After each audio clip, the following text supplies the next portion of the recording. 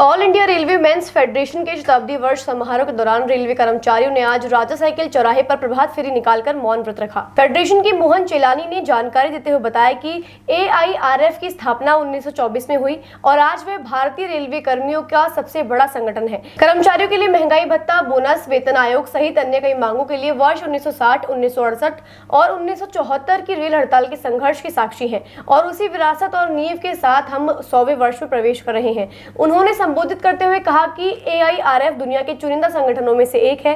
हमने दर्जनों संघर्ष किए, लाठियां गोलियां खाई, लोग शहीद हुए, इसके बावजूद सभी यूनियन को एक मंच पर लाकर एकजुट रखने में सफल रहे हैं।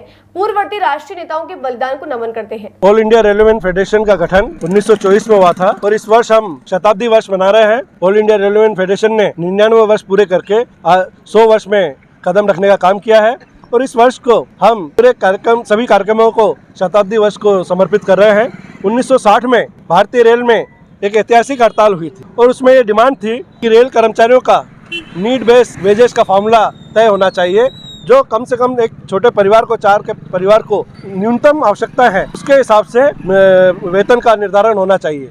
लेकिन सरकार ने इस बात को नहीं माना।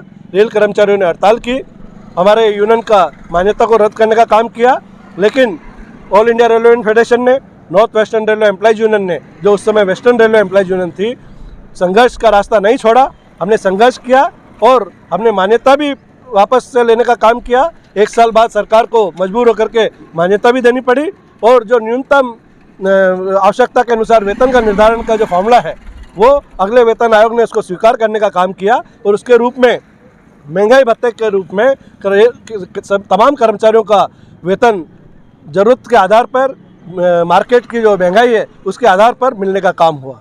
1960 की हड़ताल में हमारे दाहोद के 6 कर्मचारी शहीद हुए थे। उनकी शहादत को नमन करने के लिए आज हमने यहाँ राजा साइकिल रेलवे कॉलोनी में प्रभात फेरी करने का काम किया और मौन व्रत रख करके और उनको श्रद्धांजलि अर्पित करने का काम किया है।